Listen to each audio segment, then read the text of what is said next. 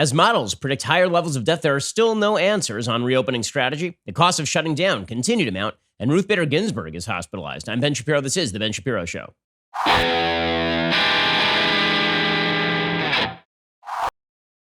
The Ben Shapiro Show is sponsored by ExpressVPN. Surf the web with peace of mind. Sign up right now at expressvpn.com/Ben. Before we begin, I want to take a moment to give a shout out to all of our advertising partners who help make this show possible. Obviously, during down economic times, it is very difficult for everybody, particularly people who are in the viewing audience and the listening audience, to patronize our advertisers. They really appreciate it. We really appreciate it. We got to keep business going in this country, and our advertisers make it possible for us to continue to bring you the news and commentary you want each and every day. Speaking of which, right now, it is fairly obvious that the markets are volatile. We don't know what the future is going to hold. One thing that we can fairly bet is that at some point, the government is going to have to tax or inflate its way out of the debts it is currently sustaining. This is why you should be diversified at least a little bit into precious metals. Over 26 million people have now lost their jobs, upward of 30 actually, from the economic fallout of coronavirus. Even with the stock market having a slight recovery, we don't know the long-term impact of this many workers being displaced all at once. That's only going to be felt over time. We have no idea what's going to happen next. So what exactly would be the prudent thing to do? Well, diversify. Think of the position you would be in now if you had diversified into gold or silver a little bit earlier. Well, you can still do it right now, and it's a smart idea to at least be diversified some. Before May 31st, with a qualifying purchase, Birch Gold will help you do this and give you a free emergency kit as well. This backpack is absolutely loaded with everything you can't buy right now, so safeguard your savings with Birch Gold. They will help safeguard your family like they did mine. No obligation. You got nothing to lose to take that first step. I trust the folks over at Birch Gold. I've known them for quite a while. Birch Gold Group has thousands of satisfied customers, countless 5-star reviews, and A+ rating with the Better Business Bureau. Don't wait until the market drops again to protect your hard-earned savings and get that free emergency kit. Again, check them out over at Birch Gold Group. All you have to do is text Ben to 474747 to diversify today. Again, text my name Ben to 474747. That's my name Ben to 474747. Ask all of your questions to my friends over at Birch Gold Group and then get started diversifying your asset base. All righty. So the big question, obviously, in all of this COVID-19 situation is where we go from here. And nobody seems to have a good answer to this. And the easy answer is we just do what the science says. But as I've said, the science doesn't answer these questions. The science is merely an input that you put into whatever formula you are using to determine the output. Right? Science can just give you how many deaths they expect to happen if given particular factors, but they don't tell you how you're supposed to weigh the value of those deaths against the value of the entire global shutdown of the economy. Or they can't really tell you how many people are going to commit suicide, how many lives will be ruined, how many women will be the victims of domestic abuse because of all of this, how many kids will have exacerbated mental conditions because of all of this. There's no way for the scientists to tell you this. And I understand that in difficult situations when we're looking for some level of peace of mind, we want to think that there are these experts out there, this group of unnamed experts who are going to solve all of our problems for us. The fact is, they are not. The unnamed experts are not going to solve all of our problems for us. Hell, they can't even solve their own problems. Example. Remember Neil Ferguson? So Neil Ferguson is the guy behind that famous study from Britain that suggested 2.2 million deaths in the United States from COVID-19. Now, it turns out that those numbers are probably going to be off by at least one scale of magnitude. Even if the United States were to see extraordinarily heavy levels of death in the United States over the coming year, the numbers are never going to reach 2.2 million. They're just not going to hit 2.2 million. We've seen 70,000 deaths to date. Even if we opened up everything, which nobody is advocating, even if we opened up everything willy-nilly, let all the old age homes just be invaded by COVID-19, the number of dead in the United States is not going to be 2.2 million. There's no other study that supported that 2.2 million number. Okay, well, Neil Ferguson was the one who put out that study over at Imperial College. It was widely derided by people from Oxford University to even the University of Washington as too high. Well, now, Neil Ferguson has been fired. Okay, but not because his science was wrong, not because his study's wrong. By the way, he had also been the author of a study about HIV/AIDS that had suggested a death toll way above what it eventually ended up being. He had suggested the bird flu was going to be significantly more deadly than it ended up being. The nice thing about being a modeler is that you never get penalized for having a model that is too dire. You only get penalized for having a model that is too sanguine about the situation. If you're Paul Ehrlich at University of Berkeley, and you suggest in the 1960s that billions will die of global starvation, and then none of that materializes, in fact, the opposite happens, you still have a job at University of Berkeley. If you suggest that everything is going to be fine and then a billion people die of starvation, then you lose your job. So anyway, this guy didn't lose his job for the bad modeling at Imperial College. Instead, he lost his job because he broke social distancing rules to meet his married lover, which is just a delicious little side treat in all of this. So Neil Ferguson had stumped for vast lockdowns across the UK, except when it applied to his married lover, who is the mother of two, who had stopped by his apartment, and they did not engage in social distancing. According to the UK Telegraph, Neil Ferguson allowed the woman to visit him at home during the lockdown while lecturing the public on the need for strict social distancing in order to reduce the spread of coronavirus. The woman lives with her husband and their children in another house. So good times over in Great Britain. And again, that doesn't mean that his models were necessarily wrong. What made the models wrong is the models were wrong, not that the man was stuffing a married woman during his off hours. But it does speak to the idea that there are a lot of experts out there who are telling you to social distance, who are telling you that it's imperative that you lock down, who are not, in fact, obeying these rules themselves. The name Chris Cuomo springs to mind, lecturing everybody about not leaving home while biking around and presumably infecting everybody within a 6-foot radius. In any case, there are new models out, and the new models are suggesting elevated levels of death. That, of course, is not a surprise. And anybody who's telling you that it's a surprise is being a fool. Of course, there are going to be elevated risks of death when you start to reopen the economy. Everyone recognizes this. Every single human recognizes this. But if you recognize this, then people yell at you because we're supposed to believe that there is a policy out there, a unicorn policy that allows us to not completely tank the entire world economy until the end of time and also saves every single life. That's not a possibility. And if you mention that there are trade-offs to policy, as I've been saying for a while, and this is my bugaboo right now, is that nobody will honestly discuss the trade-offs to policy. So instead, we have stupid conversations about if you don't like my policy, it's because you want people to die. Like that, I'm sorry, that is complete idiocy. And nobody actually believes that. Nobody actually believes that. Let me give you an example of this kind of logic that is being used right now, and then we'll get to some of the new studies. So Andrew Cuomo yesterday, he was talking about how you make the calculation in New York to reopen. And he said that a human life is priceless. Well, on a moral level, of course a human life is priceless. Of course a human life is priceless. But on a political policy-making level, we make risk calculations about the risks we are willing to undertake in public life literally all the time. All the time. Every element of policy is like this. If Andrew Cuomo really believed in public policy terms, not in moral terms, in public policy terms, that you have to mitigate the risk to every human life down to zero, he could never discuss reopening because there is no bar that would be low enough to clear for that. Right? So here is Andrew Cuomo yesterday suggesting a human life is priceless, period. But if that were the case, he could never reopen, including in upstate New York, including in rural areas, because anytime you tell people they can leave their homes, you have increased their risk. So here's Andrew Cuomo yesterday. This is, again, the if it just saves one life logic is not political logic. It is simply posturing and demagoguery. Here is Andrew Cuomo yesterday. There's a cost of staying closed. There's also a cost of reopening quickly. That is the hard truth that we are all dealing with. And let's be honest about it. And let's be open about it. And let's not camouflage the actual terms of the discussion that we're having. And the question comes back to how much is a human life worth? To me, I say cost of a human life is priceless, period.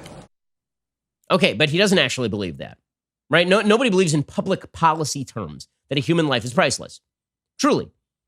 Now, a human life is priceless in moral terms, in meaning that we have to prohibit murder, right? We have to prohibit, people have said, when I point this out, that in public policy, we actually calculate the value of human lives on actuarial tables, right? We actually do this. It's called quality adjusted life years. It is a chief factor in every calculation we ever do about public policy. Because if we actually believed that every human life was quote unquote priceless in public policy terms, we would put you in a plastic bubble and leave you there and feed you through a feeding tube, presumably. But when it comes to protecting human life from others' predations, right, that would be like abortion, for example, then of course there's no countervailing cost in terms of stopping people from killing other people, right? You may think that there's a priority to a woman being able to kill an unborn child. I do not think that that is a priority. I think the priority is saving the person's life. Okay, that's it. There's a trade-off, but the trade-off there does not look like the trade-off with regard to destroying the entire American economy, for example, which would involve the deaths of presumably hundreds of thousands or millions of people and cost to hundreds of millions of people as well. Right? When you outlaw murder, there presumably is a countervailing cost to outlawing murder, namely the murderers go to jail. Right? But that is not a cost that stacks up against the loss of human life when it comes to public policy making. Every human life is priceless in the sense that you cannot deliberately take the life of another human being. But in terms of what levels of risk are we willing to tolerate as a society in order to live free, there the answer is, well, it's not quite priceless because you are then asked to value your own life. And we as a society are asked to make the decision as to what levels of risk we're willing to tolerate for everybody in the public sphere. This is the question of public policy. And so it is a cop-out for Andrew Cuomo to say every life is priceless when it comes to policymaking. Because again, he doesn't even believe that. If he believed that, then he wouldn't be opening up at all. There'd be no situation under which you could open up. And so this has become the go-to argument of people who don't even want to have a discussion about reopening or how to reopen in a responsible fashion. This is how you end up with this idiotic tweet with 34,000 retweets from Kumail Nanjiani, a guy from Silicon Valley. I guess he's in one of the new Marvel movies, if eventually we go back to the movies. He tweeted out, after weeks of careful preparation, planning, and strategizing, most of the country has landed on the following approach. Let's just open it all up and see what happens. Not a single governor has settled on that approach. Not one. Not one. There are 0 people who have settled on that approach. I mean, this is like, come on. Nobody's talking about this. But the way that people talk about this in order to avoid the discussion is by suggesting that the alternative to lockdowns are completely opening it up without thinking about how to protect the elderly, without thinking about how to protect nursing homes, without thinking about how to protect the vulnerable. Literally, no one is discussing that. No one.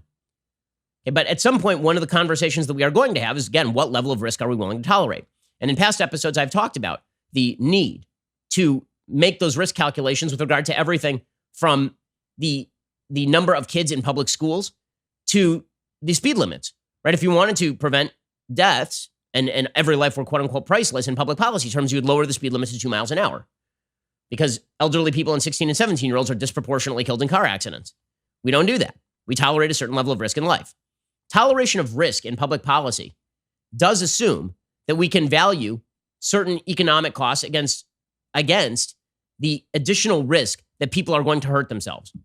This is why you buy insurance. Insurance companies do this for a living every single day. This is what they do. Okay, so this raises a question about the new model. So this is really interesting stuff. There is a new model that is out from the Wharton School at the University of Pennsylvania. This is being reported by CBS Local. They say governors in Pennsylvania, New Jersey, and Delaware have a lot to consider before fully reopening. If they open too quickly, that could result in more deaths, according to a new model from the Wharton School. Reopening states' economies certainly comes with a cost, and that could result in more deaths. But some economists argue not only can you put a value on human life, but they urge elected officials to do just that when making policy decisions. Right, because literally every policy decision does calculate out how much it is going to cost to do X. Right, and that cost can be calculated.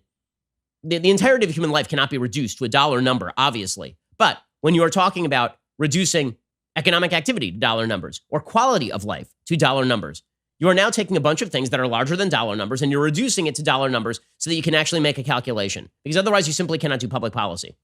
So Alex Arnon, a senior analyst at the Penn Wharton budget model, he says the economic costs have been enormous. We are suffering really significant, unprecedented costs as a result of these policies. So they put together this model. Here is what their model says. Scenario 1, you can put that graphic back up because it's actually a useful graphic. Scenario 1, states continue their stay-at-home orders. Right? Everybody stays home. So what they would forecast is 117,000 deaths by the end of June. This is if everybody stays home, right? No, social distancing is not a thing because everybody stays home, right? We don't have to worry about people getting back out.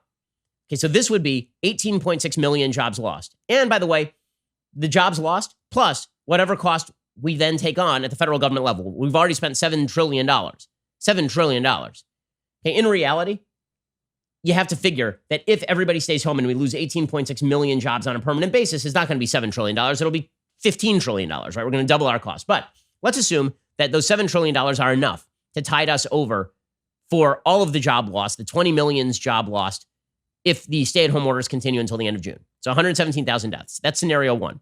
Scenario 2 is the partial reopening, right? That is social distancing, 25% reopening in restaurants. We keep the theaters closed. We keep all the public events closed.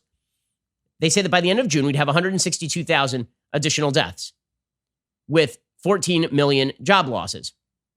Right, so that would be 162,000 deaths if we partially open.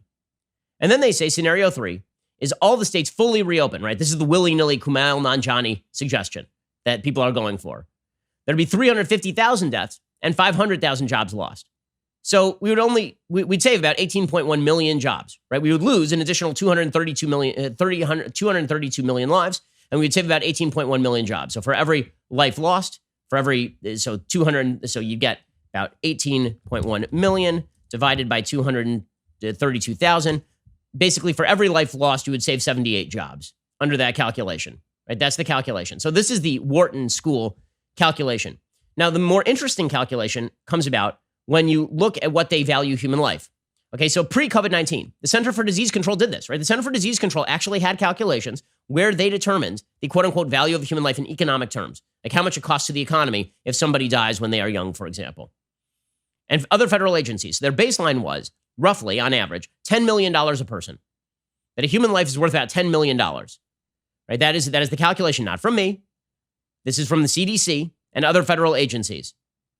Okay, so if you actually use that calculation for a second, what that would suggest is that even if we only spent $7 trillion, which we are not going to under scenario number 1, and we saved approximately 232,000 lives from scenario 3, where everybody just goes willy-nilly back out to work, that would mean that you were spending about $60 million per life in order to save each one of those lives based on the economic cost, which is 6 times what the calculation is for the CDC in terms of value of a human life. Now, again, maybe that valuation is wrong, but we should at least acknowledge that the valuation that we are using in unspoken fashion is way higher than any other valuation ever used in human history when it comes to policymaking along these lines.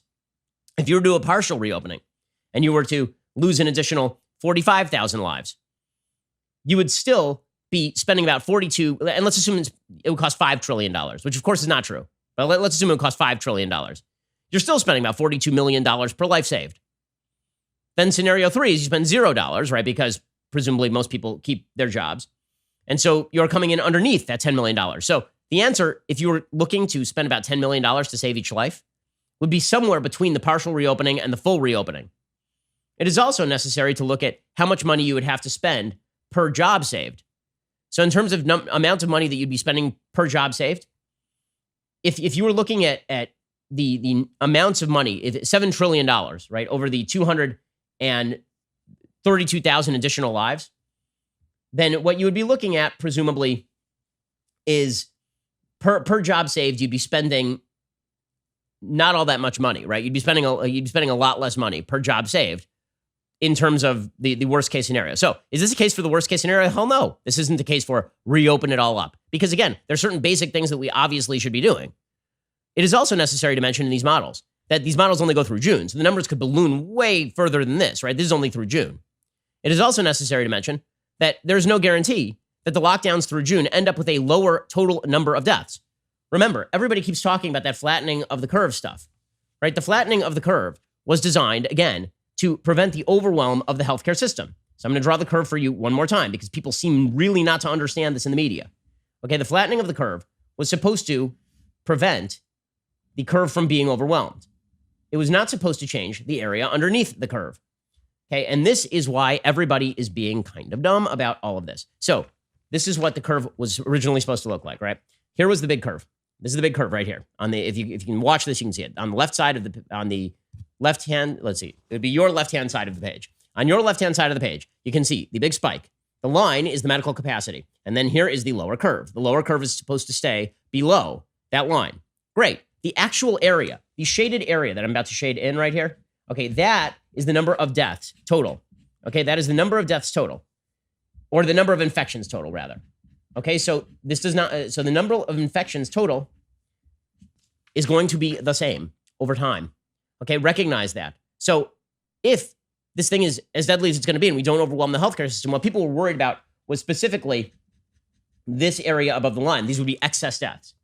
But in terms of total number of infections, the total number of infections is going to be exactly the same.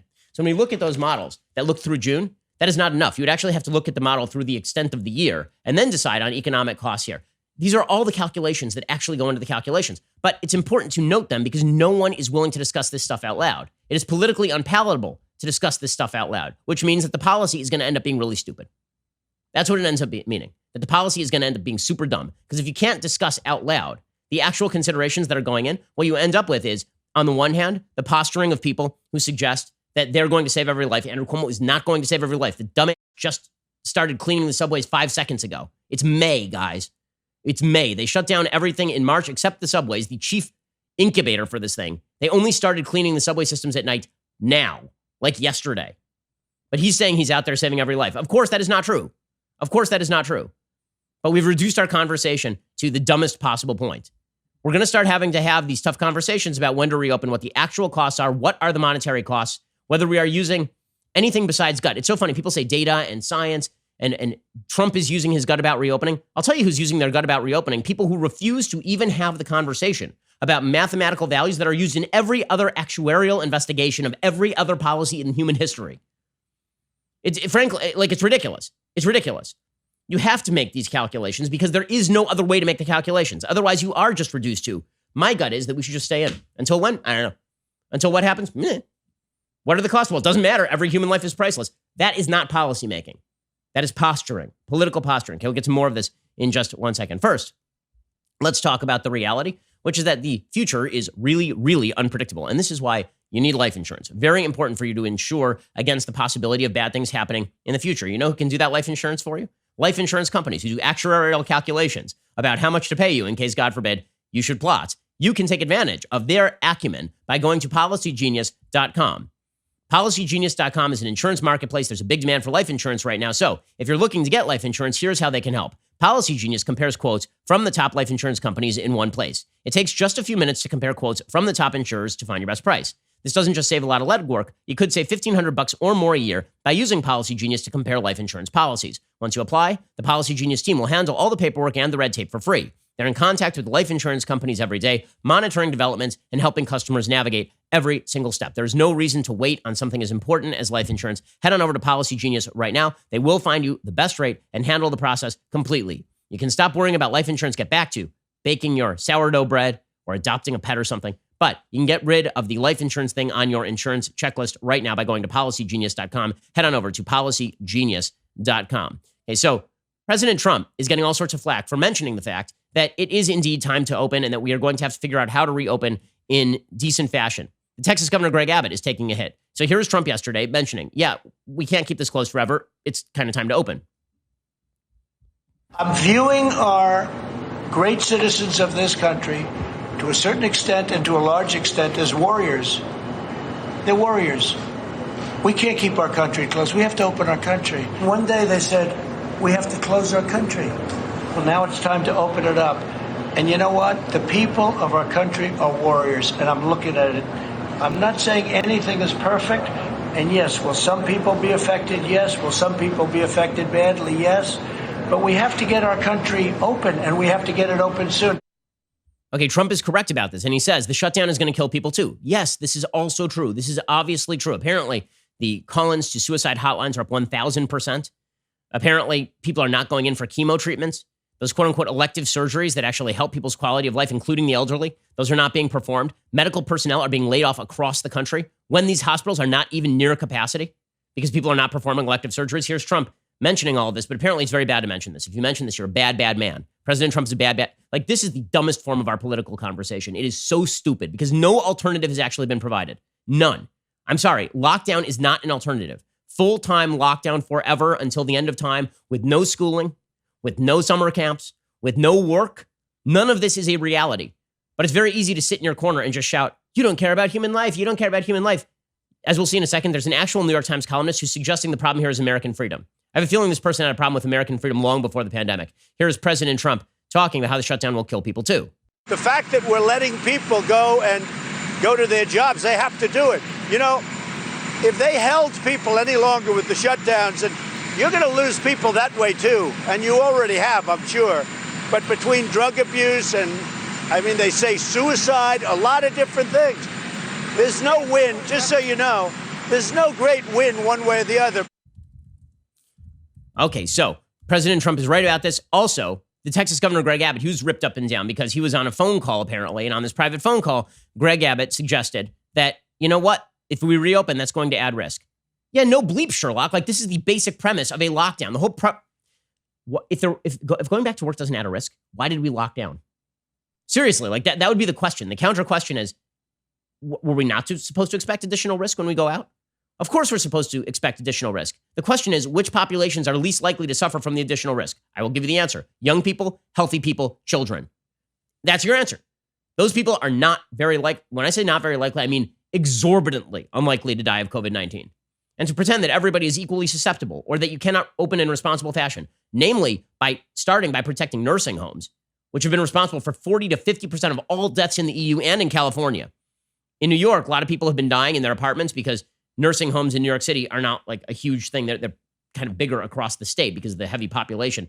But the fact is that if you protected the nursing homes, you would lower the number of deaths across the United States overall, and certainly in Europe, by anywhere from 20 to 50%, which would be near miraculous. Okay, but Greg Abbott was being ripped up and down for recognizing that there are additional risks when you open things up. Yeah, no, again, why is any of this a shock? And when people are ripping on Abbott for this or ripping on Trump for this, it's because they do not wish to come to the grips with the reality of public policy making. Instead, they're involved in this idiotic political calculation that suggests that we're all supposed to pretend that public policy has no trade-offs. This is my bugaboo. It drives me up a wall. It's what makes nonpartisan issues like risk calculation into partisan issues. When you suggest that people actually want people to die in order to reopen the economy. Absolute idiocy. Here was Greg Abbott yesterday. How do we know reopening businesses won't result in faster spread or more cases of COVID-19? Listen, the fact of the matter is pretty much every scientific and medical report shows that whenever you have a reopening, whether you want to call it a reopening of business or just a reopening of society in the aftermath of something like this, that actually will lead to an increase in spreads. It's almost ipso facto. That's true. He got ripped up and down for even acknowledging this. We're supposed to pretend that it's not going to lead to an increase in spread. Yes, we get it. So what's the alternative? Again, I keep asking this to people. I've provided several different possibilities here. None of them involve full lockdown forever. Those possibilities range from the controlled avalanche strategy proposed by Israeli scientists, in which we protect the elderly, we protect the most vulnerable, and everybody else is encouraged to actually go into the population and interact and to obtain an immunity to it, because if you are young and healthy, again, it is very unlikely this does severe damage to you, and you move toward herd immunity. That's basically Sweden's strategy.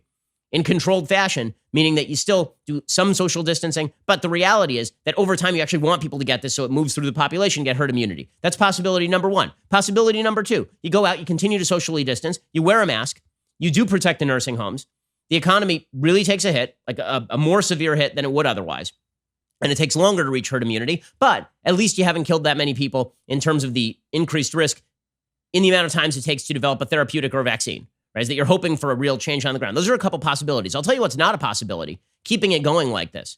And you know who's not evil? I'm sick of the media portraying people as evil this way. You know who's not evil? The person who wants to go back to work.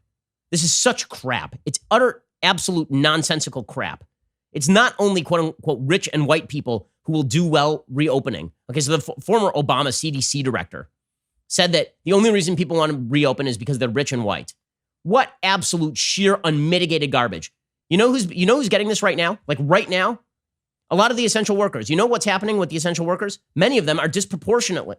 The essential workers, particularly in the healthcare industry, like nurses or delivery people, disproportionately minority and poor. Those people are already out interacting. Those people are already getting COVID. The people we're talking about going back to work are largely not blue-collar workers. And the people who are finding it very easy to say shut down forever are people who can sit in their basement with a step and repeat behind them on CNN and get paid. I have it easy. I can lock down basically forever. I can. I mean, the reality is that my job does not require me to leave my house. But let me tell you a story.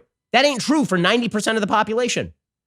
It is not rich white people who benefit from the ends of the lockdown. The rich white people are rich. They have money. The people who benefit from the end of the lockdown are all the people who are losing their jobs, all the people who can't keep their small business afloat. This is the most demagogic nonsense. Dr. Richard Besser, former acting director of the CDC.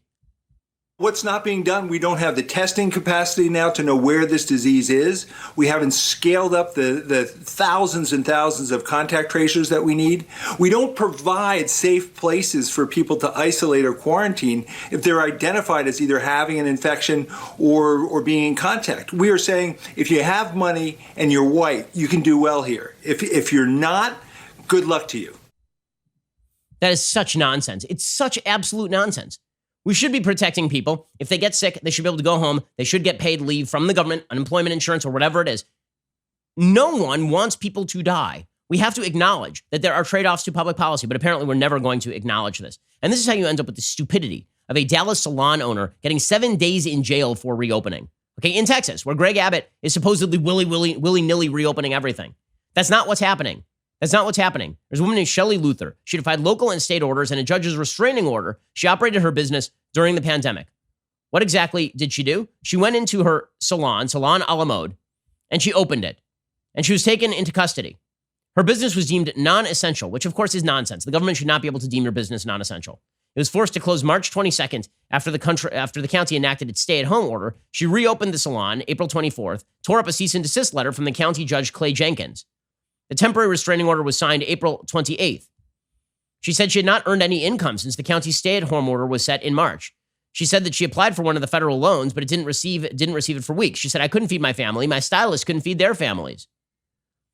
So before Luther was sentenced to a week in jail, the judge gave her an opportunity to apologize and promise not to reopen her salon until she was allowed to do so. And here was her answer in court.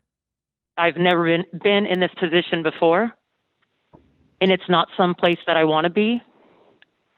But I have to disagree with you, sir, when you say that I'm selfish, because feeding my kids is not selfish.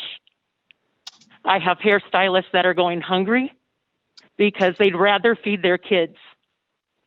So, sir, if you think the law is more important than kids getting fed, then please go ahead with your decision, but I am not going to shut the salon. Okay, and she, by the way, she was willing to socially distance inside the salon. She was willing to do mask wearing inside the salon. The only difference between what she was jailed for and not being in jail was 1 week. Because by the end of the week, guess what Texas is doing? They're opening up all the salons with social distancing and with mask wearing. This is nonsense. I'm sorry, this is absolute nonsense. And it does betray, for a certain group of people in the United States, a real feeling that is antithetical to freedom itself. I'll give you an example of this from a columnist at the New York Times momentarily. First, let us talk about the simple fact that the job market right now is a bit of a mess. If you need a job, the best place you can go is ZipRecruiter. And if you're looking to hire, ZipRecruiter is going to be the best way for you to find the best qualified employees. ZipRecruiter is doing deeply important work right now at a time when the job market is in complete flux.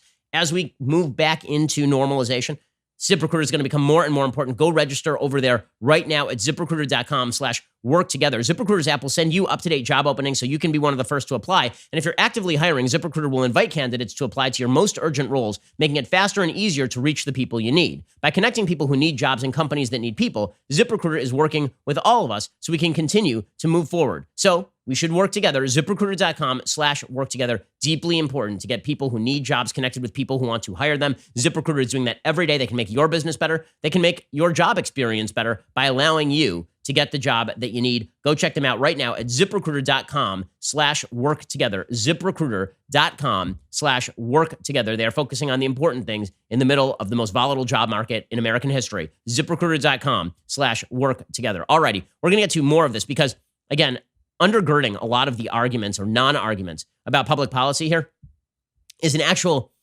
antipathy toward American freedom. I'll give you a perfect example of this in just a moment. First, I want to take a moment to tell you about the Daily Wire's newest, most exclusive membership tier, the All Access Insider. The All Access Insider membership tier is our premier level of membership. All Access members get the benefits of our other membership tiers, including an ad-free website experience, access to all of our live broadcasts and show library, access to the show's mailbags, and the full 3 hours of The Ben Shapiro Show, along with dedicated editorials from moi. All Access members also get other amazing benefits, including, of course, the singular, irreplaceable leftist tears Tumblr. They also get to join live, exclusive online Q&As, our Daily Wire discussion feature, available on both the website and the Daily Wire app.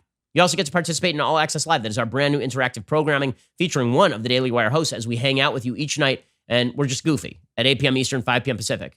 Earlier this week, it was me wearing a Darth Vader mask and singing show tunes. I know things are getting weird out there. I will be joining you again this Friday afternoon, so head on over to dailywire.com/subscribe to join the Daily Wire's All Access Club with a new membership or an upgrade. Get 10% off with coupon code Shapiro. That is dailywire.com/subscribe. See you there. You are listening to the largest, fastest growing conservative podcast and radio show in the nation.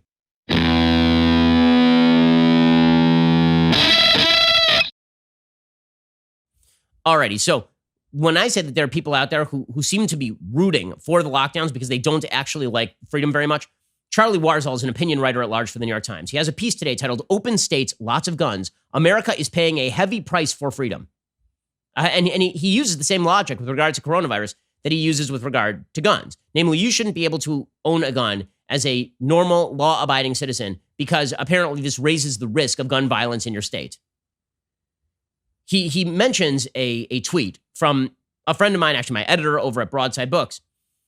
Eric Nelson is my editor. He tweeted, "Someone poke holes in this scenario. We keep losing 1,000 to 2,000 a day to coronavirus. People get used to it. We get less vigilant as it very slowly spreads. By December, we're close to normal, but still losing 1,500 people a day. As we tick past 300,000 dead, most people aren't concerned." Warzel said, "This hit me like a ton of bricks because of just how plausible it seemed. The day I read Nelson's tweet, 1,723 Americans were reported to have died from the virus, and yet their collective passing was hardly mourned. After all, how to distinguish those souls from the 2,097 who perished the day before or the 1,558 who died the day after?"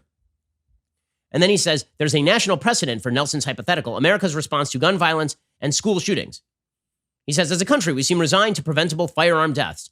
So just like the reality is that that freedom of guns means that some people get bad guns, but also that you can protect against bad people, he thinks that that is bad, right? The American freedom to keep and bear arms is bad because, according to him, it means more dead Americans. Now, you can make the counter argument, which is that the people who have guns are getting them in many cases and using them for crime are not people who tend to abide by the law in the first place, right? The banning assault weapons isn't going to be effective.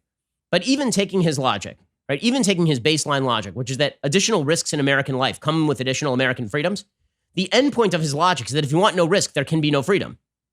And he's okay with that, right? That's actually what he's okay with. He says, left to their own devices, states are opening up, many anxiously and with little idea as to how it'll play out. The White House could lean on governors to slow the reopening process or urge caution until we can fully establish test and trace strategies that have worked in countries like South Korea. Instead, the administration seems to be cheering on the reopening while internally preparing for a substantial increase of loss of lives. An internal document based on modeling by FEMA projects the daily death toll will reach about 3,000 on June 1st, a 70% increase from the May 1st number of about 1,750.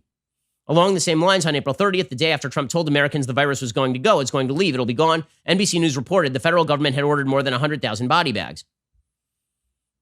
And then he, again, likens this to gun control policy, suggesting, well, if we just ban the freedom to keep and bear arms, there'd be less gun deaths. Same way if we just ban freedom totally, then presumably there would be less coronavirus deaths.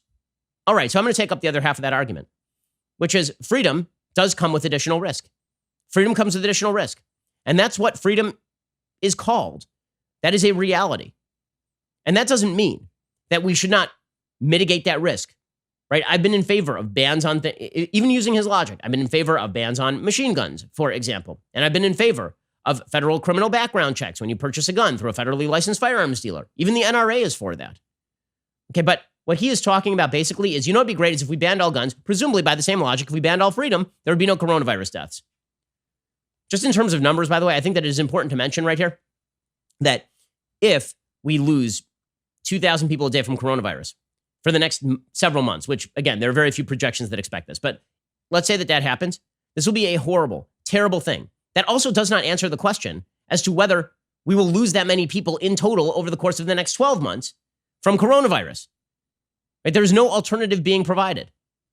I mean, the fact also remains that in the United States, we lose approximately 2,000 people every single day from both heart disease and from cancer. About 600,000 people die every year from heart disease, and another 600,000 people die every year from cancer.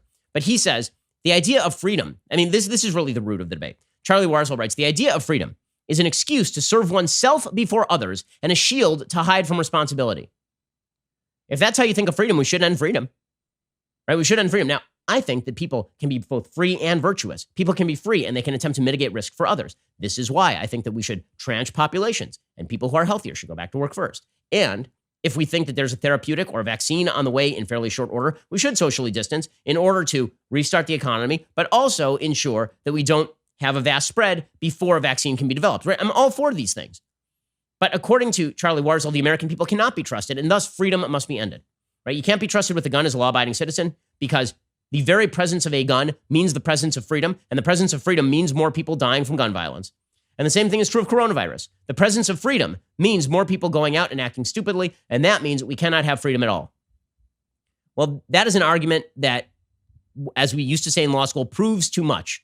It proves too much. It is an insane argument that essentially argues for the ending of all American freedom. And again, we're beginning to see this in some of the petty authoritarianism that just cannot last. Yesterday, there was tape coming out of a Texas SWAT team raiding a restaurant that was open. Again, I don't see any evidence in this protest that people were violating social distancing protocols. The Ector County Sheriff arrived in a freaking tank with a gun turret on top. Just solid stuff like that. Keep your hands up. Where is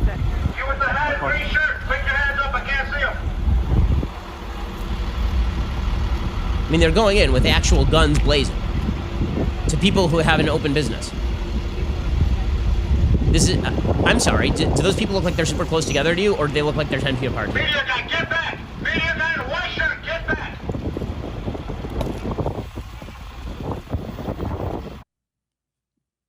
All right, I mean, if this is what coronavirus lockdowns look like in the end, there's no policy that's been proposed that makes this look okay. None.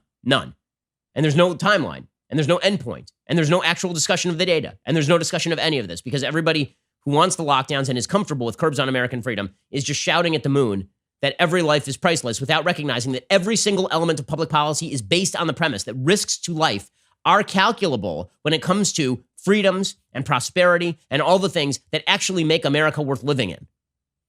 And meanwhile, you got Democrats who are taking advantage of this situation to say that the federal government should bail them out. So California, as they call for a full lockdown, see, this is one of the issues here, is that states are now looking to the federal government to bail them out. So as the lockdowns continue in states like New York and in California, they're looking increasingly to the federal government to bail them out. California has now borrowed from the federal government to make their unemployment payments.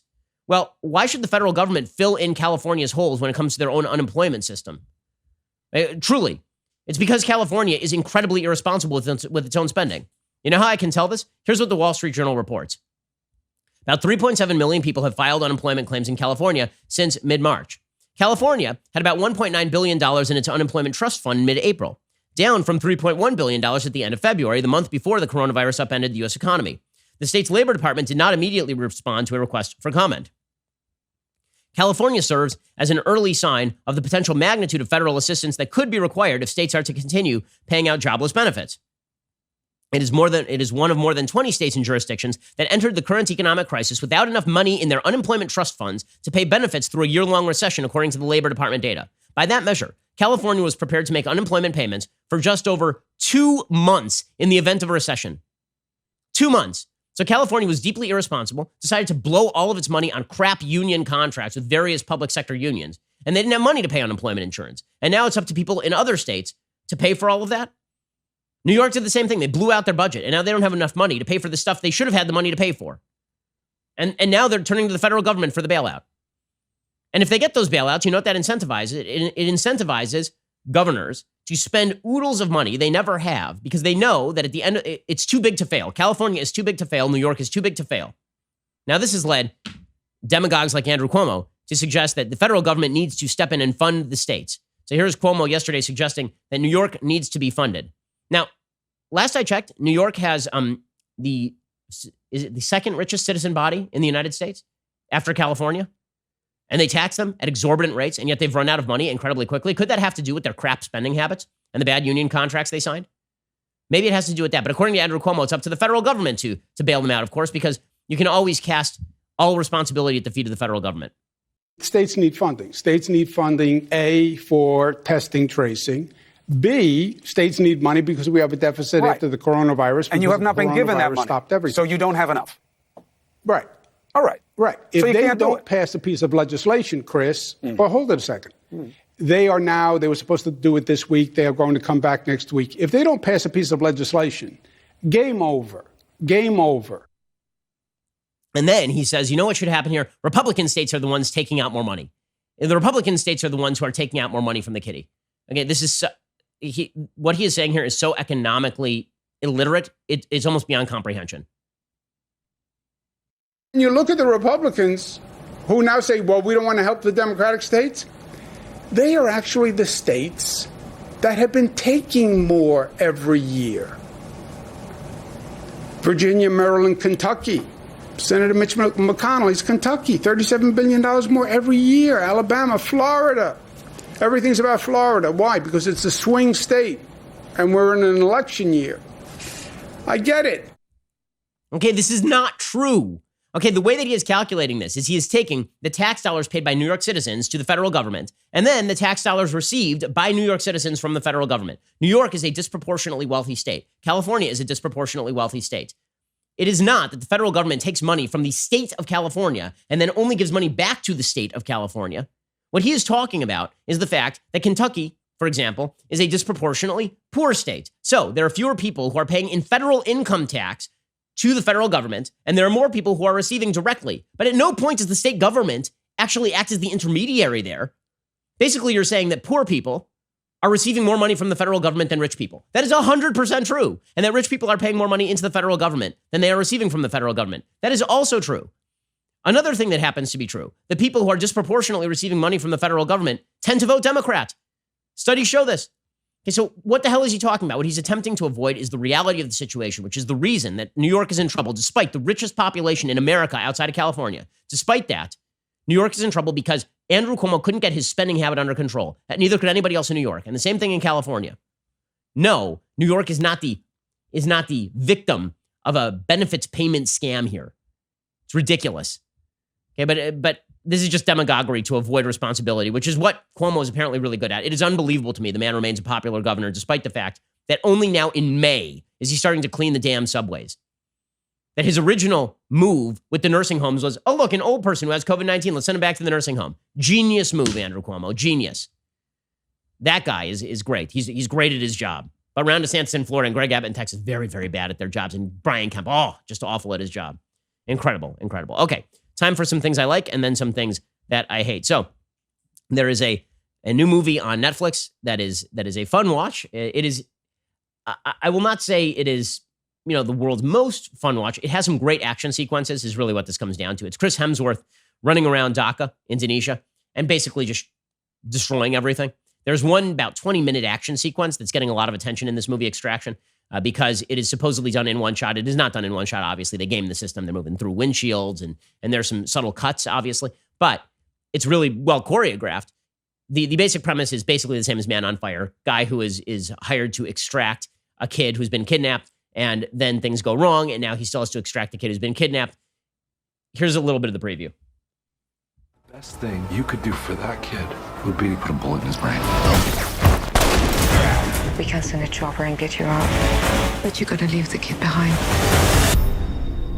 Are you gonna leave me in the street? I'll get you home.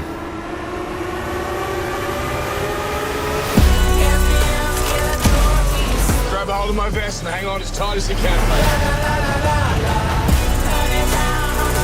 Okay, so the actual best scene in this movie is actually a scene where Chris Hemsworth is forced to face down a herd of child soldiers, because it is just hilarious watching a 6'4" Nordic god basically throw around a bunch of 13-year-old children. That is one of the scenes. It's kind of absurd. The whole movie is kind of absurd. I mean, it's one of those, somehow he is bulletproof. Like, he gets shot and hit by a car in one sequence, and the next day he's basically fine. He's up and moving around. Totally cool. It takes about 9 shots to take him down. Anyway, the movie is worth the watch if you're into action flicks. So you can go check out Extraction. Time for some quick things that I hate. Alrighty, so first of all, there is the story that Ruth Bader Ginsburg has been treated for she had minor surgery for a gallbladder infection. We wish the best to anybody who's in a position of public policy. Obviously, we wish for her long-term health. I also hope that she retires, but she's not going to retire. But we wish for her health. So that is some bad news. But in terms of real things that I hate, so people are going nuts today. They're going nuts today over Betsy DeVos. Betsy DeVos is very evil. Betsy DeVos, the Secretary of Education. The reason Betsy DeVos is super evil is because, according to the Washington Post, she plans to release as early as Wednesday her much-anticipated final rules governing how schools must investigate sexual assault allegations, bolstering the rights of the accused, according to people familiar with the matter.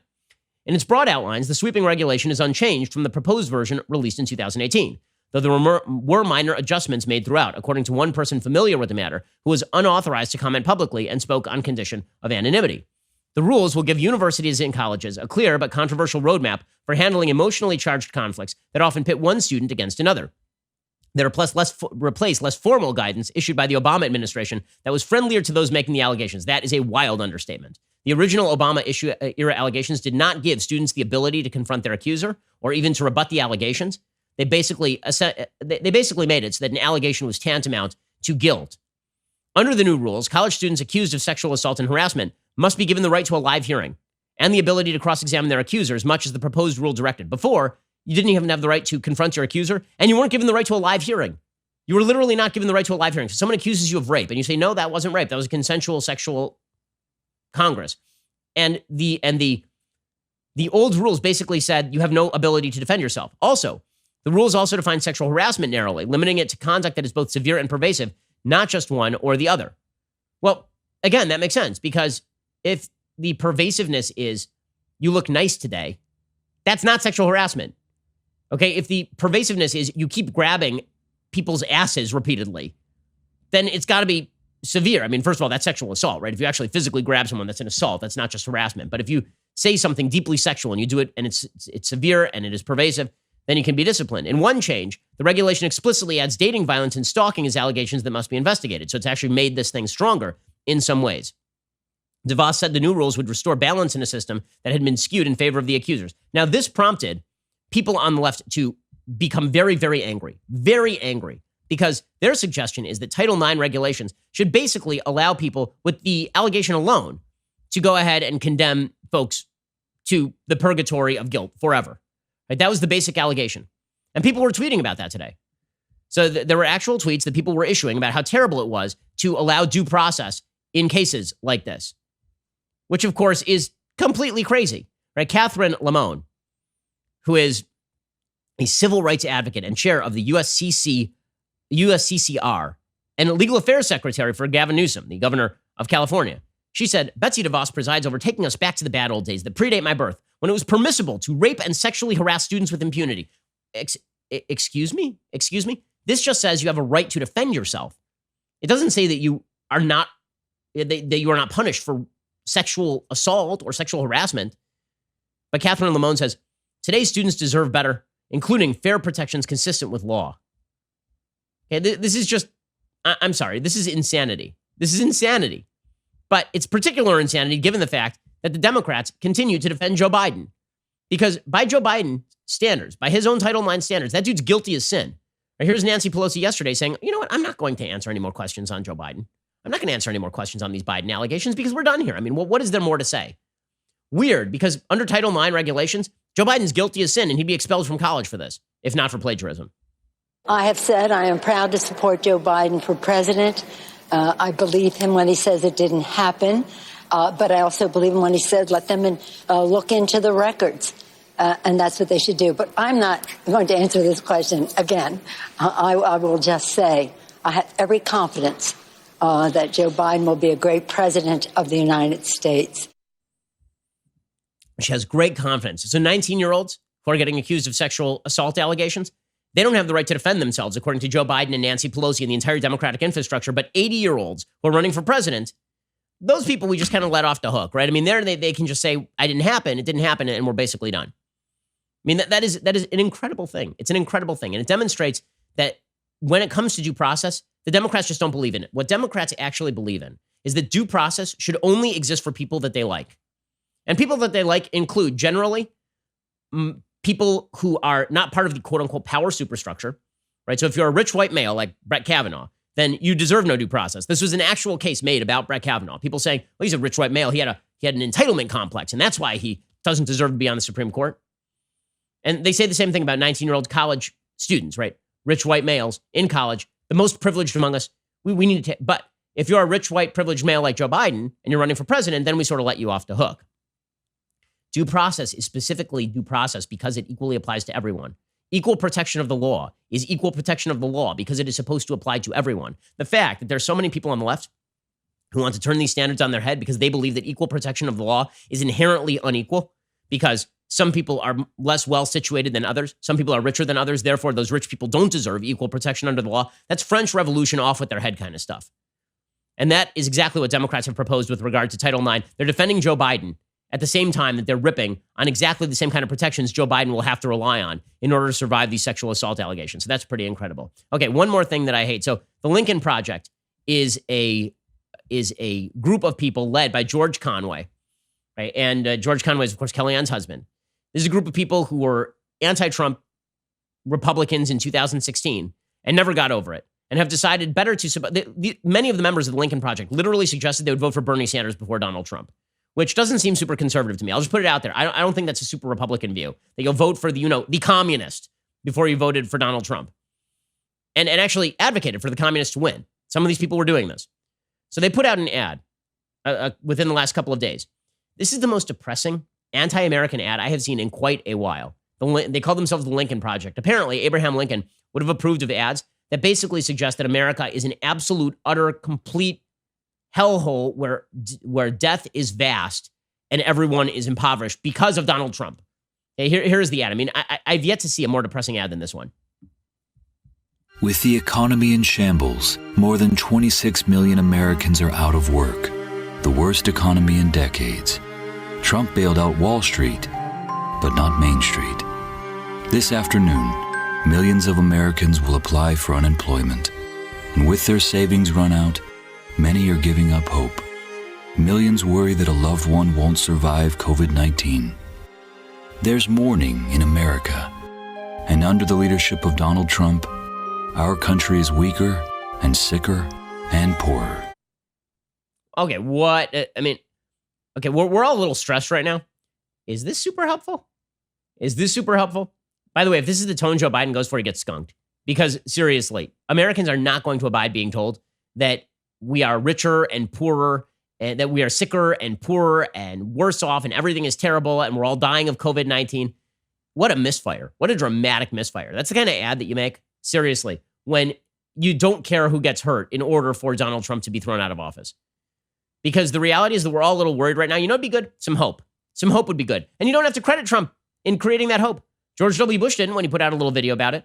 Even Joe Biden hasn't been doing this. The fact that these folks are so vindictive about Trump, that they're going to blame COVID-19 on Trump, that they're going to show pictures of body bags rolling out of morgues and blame that on Trump, it's perverse. It's absolutely perverse. Again, Andrew Cuomo's the governor of New York, guys. Gavin Newsom's the governor of California.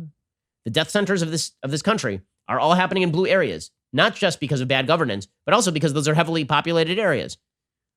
This is such a bad strategy, but there are a lot of people who are embracing it because you got to blame Trump for everything. Speaking of which, a lot of people blaming Trump today because President Trump is supposedly thinking about closing down the coronavirus task force. And this is a very bad thing. Now, let's point something out. When it comes to the federal government, you don't actually need task forces. Okay, task forces are a way to posture to the rest of the world. Task forces are a way to say, I'm taking this seriously. It's like when Obama would set up a green jobs czar, right? He would set up a czar. And they're like, oh, well, he's taking it seriously. There's a czar now. Now, the czar was pretty serious last time around, so this czar will be super serious.